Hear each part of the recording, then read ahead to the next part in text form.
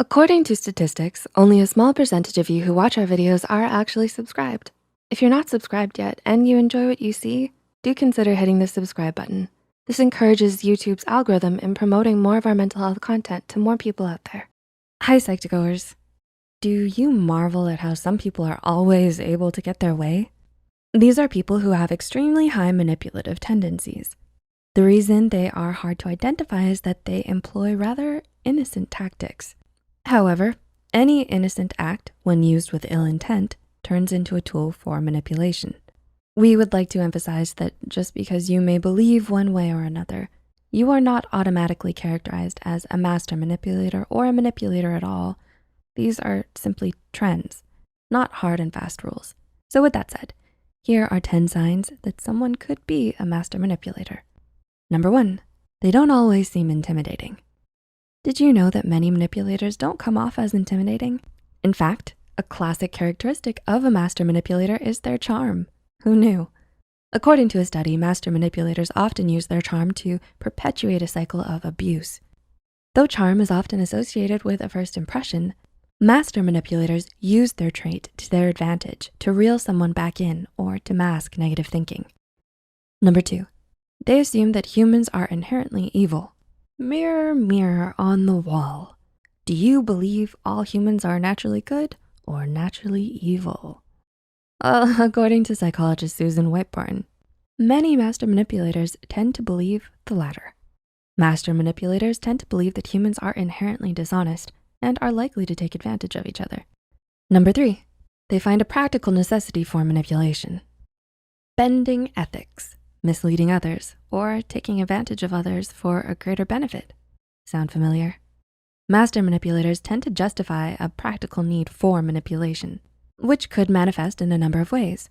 With their line of thinking, they are able to find justifications for their misdemeanors with ease. Providing reasoning or justification doesn't necessarily make someone manipulative, but it's a good indication that they aren't strongly opposed to the idea. Number 4, they like to embellish stories. Do you know someone who likes to exaggerate or embellish details when they tell stories? Maybe they add in dialogue or moments that never really happened. Embellishment is pretty common and usually not ill-intentioned. However, at its core, it's still a form of manipulation.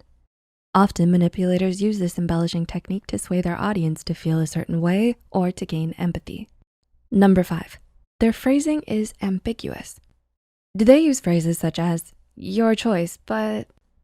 Paying attention to the language of a master manipulator can help you glimpse into their true intentions. While these phrases are not usually used with manipulative tendencies, they do tend to sway others into a different thinking pattern. You are unconsciously steered into doing it just their way because such expressions elicit an accommodating attitude on the receiving end. Number 6, they use passive aggressiveness. Has anyone ever used the silent treatment on you? It makes you want to do anything possible, even against your will, to get them to talk to you again, right?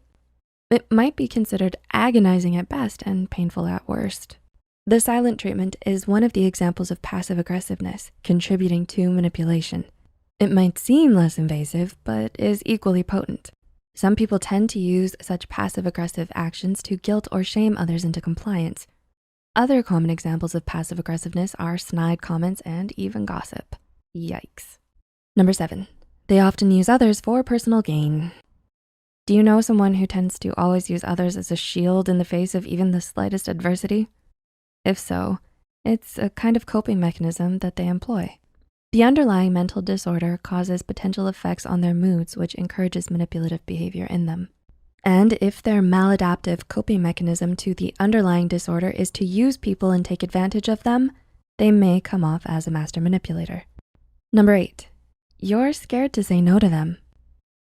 Are you good at saying no, except when it comes to certain people? Are you scared of the way they may react? When you say no to a master manipulator, you might be afraid of the pressure they'll put on you to change your mind. If this is the case, know that you aren't weak for feeling the way you feel, and that the most important thing is to prioritize your own peace. Being manipulated is never your fault, no matter how you're made to feel. Number 9, they talk in circles. Does it feel like any sticky conversation with them simply goes nowhere? That's because they're never gonna take you there. Master manipulators dodge questions they don't want to answer, change the subject a little too quickly, or deceive you into thinking you're wrong just to avoid admitting fault or compromising. They tend to be very intentional and precise with their language in these situations to avoid answering a question directly, while at the same time trying to cover up and make the conversation progress as it naturally would, all in one go. And number 10, they're diagnosed with a personality disorder. Did you know that manipulation, more often than not, can be a sign of a range of personality disorders?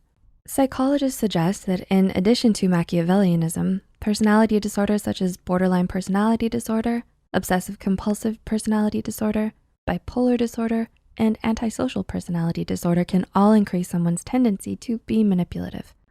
However, it's important to note that acting on these tendencies is still a choice, and having a personality disorder does not automatically make anyone a master manipulator. Although it's common to want everything to go your way, this might get in the way of healthy long-term relationships. It's always a good approach to seek professional help in assisting you to explore the reasons for your exhibiting manipulative tendencies, or to heal from its experience. It helps to recognize reasons preventing you from making meaningful and healthy relationships and friendships with others. Do any of these describe your experience? Leave a comment down below about your encounters with them if you'd like. Please feel free to share any thoughts you have as well. If you found this video helpful, be sure to hit the like button and share it with those out there in the clutches of manipulation. Don't forget to subscribe to Psych2Go and hit the notification bell for more new videos.